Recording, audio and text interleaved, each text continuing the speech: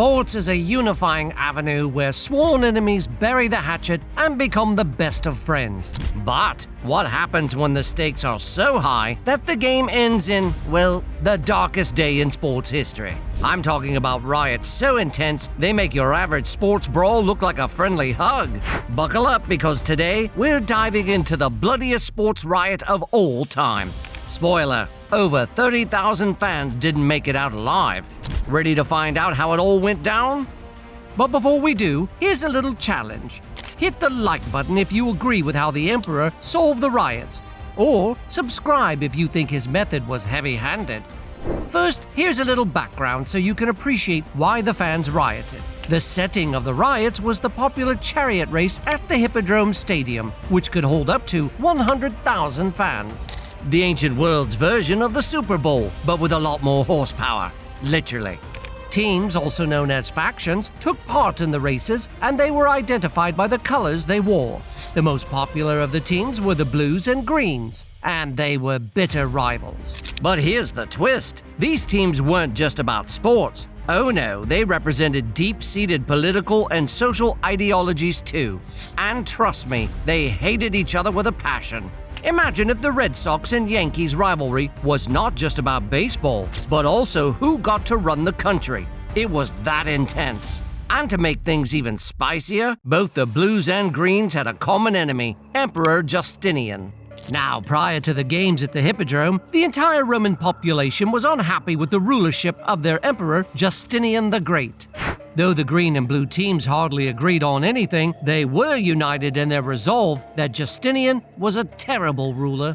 The emperor had just introduced new taxes, which the citizens deemed exorbitant, and his policy widened the already existing gap between the rich and the poor.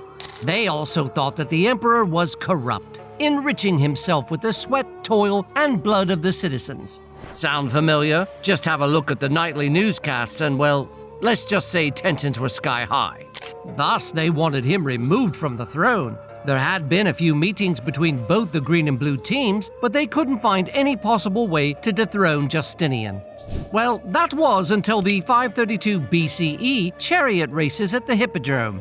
The day arrived, and all the teams arrived in good spirits. The Blues and Greens took up their stands behind their favorite teams and chanted all manner of songs and slogans. They were in high spirits, probably energized by a few jugs of wine.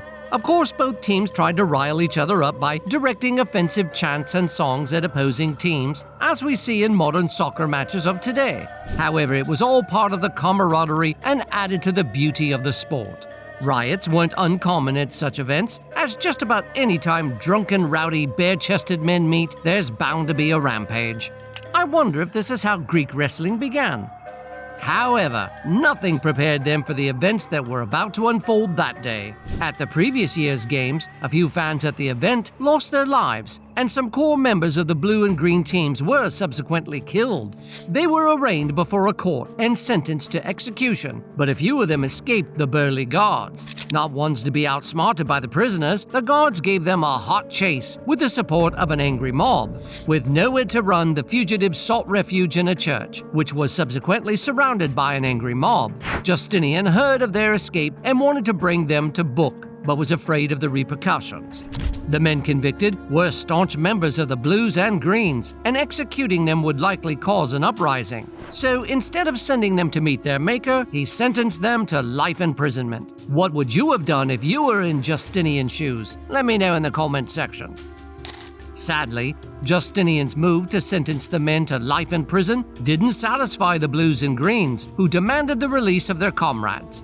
Justinian was a stickler for discipline, law, and order, and setting the men free, especially when they had committed the crime, would go against his core principles. This conundrum gave him sleepless nights and countless headaches until an idea struck him. Picture this: Justinian trying to sleep at night, tossing and turning, knowing that at any moment his empire could explode like a ticking time bomb. And then he has a brilliant idea, or so he thinks. Let's throw another chariot race. Surely that'll calm everyone down. Ah, if he only knew what was coming. The race was organized at the Hippodrome, which was eerily close to Justinian's palace. Knowing how easily and quickly the race could degenerate into a bloody riot, Justinian beefed up security at his palace. When the race finally started, the teams, instead of hurling insults at each other, started directing their insults at Justinian, setting the tone for what was about to unfold. It is unclear what exactly triggered the riots, but historians claim that there was a slight dispute during race 22. This time, instead of igniting a heated debate between the blues and greens over the outcome of the race, all teams started shouting Nika, meaning overthrow. They started calling for the dethroning of Justinian, not because of the race's outcome, but for his policies and rulership. The disenchanted crowd then made for the emperor's box, where Justinian was seated with his officials. The emperor gave his command, and the outer guards formed a strong defensive wall. But they were no match for the marauding crowd. The agitated teams breezed by the outer guards and raced towards the emperor's box. Sensing danger, the emperor's head of security ordered his close bodyguards to escort the emperor into the palace. The guards quickly scrambled into a defensive circle with the emperor in the middle and escorted him to safety. However, this marauding crowd wouldn't give up. They wanted to depose the emperor, and nothing, absolutely nothing, would stop them. Some of Justinian's political opponents took advantage of the uproar by inciting the crowd to continue until they got Justinian off the throne. The crowd hurled stones and rocks at the palace to force an entry, but were unsuccessful. So instead, they turned their attention towards the city, burning it down, including some of its edifices, like the magnificent Hagia Sophia. It was absolute chaos, like a riot at a rock concert that spiraled completely out of control. The streets of Constantinople turned into a battlefield. Have you ever heard of the Hagia Sophia before? What do you know about it? Tell me in the comments section. Now, you'd think that the riots would have quieted down by the evening. Unfortunately, tensions were so high that nothing could quench their anger. Usually when riots reach such a fever pitch, the Senate stepped in by canceling the games and dispersing the crowd to restore order. But because some high-ranking officials in the Senate had some vested interest in removing Justinian, they joined in the fracas instead. On the second day, some members of the Senate armed the rioters and probably gave them some alcohol as well and urged them to forge ahead. Right, lads, let's go get him. Oh, and don't forget your wine. The rioters declared Justinian deposed and installed Hypatius, the nephew of the former emperor Anastasius I. Justinian lost his nerve following the crowning of Hypatius and decided to secretly flee the city. But here's where things take a dark turn. Believe it or not, his wife stepped in and said, "Not so fast." I don't know if she sounded like that or not. Talk about the power of a woman.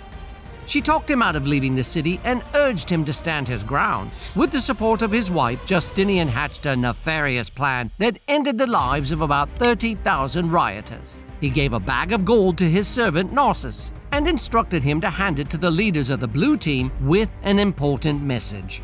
Being a smart servant, Narcissus entered the Hippodrome unarmed and walked cautiously to the blue section. There he handed the bag of gold to their leaders and reminded them that Justinian was once a blue supporter before he became an emperor. He told them that Justinian still supported their cause and had sent them that bag of gold to ensure that their demands would be met. Most importantly, Narcissus reminded the Blues that Hypatius was a Green, which meant that the ideologies and policies of the Green would supersede the Blues once he came to power. In a move straight out of Game of Thrones, the Blues took the bait. One by one, they exited the stadium. Once Narcissus had left the Hippodrome, the Emperor's forces stormed the stadium and slaughtered everyone who remained, whether they were blue or green. It was a massacre. Over 30,000 rioters lost their lives to the deceit and manipulation of politics. Later, Justinian had Hypatius executed as a caution to anyone who would want to rival him for the throne. He also exiled all the senators who joined in the rebellion and had the city rebuilt. Justinian restored the Hagia Sophia and other edifices in the city and ruled for a few more years before his demise in 565 CE. This is just a classic example that all you have to do is set people against each other and they will do the rest. So, there you have it. When sports and politics collide, the results can be catastrophic. The Nika riots stand as a brutal example of how quickly things can spiral out of control when passions run high. The next time you're at a game and your team loses, just remember, it could be worse. much worse. Justinian's solution to the riots was dumb and lethal. But did you know that some other historical people made far worse decisions than Justinian? Click on this video to discover the top 10 idiots in history, and I'll see you there. And until next time, thanks ever so much for watching.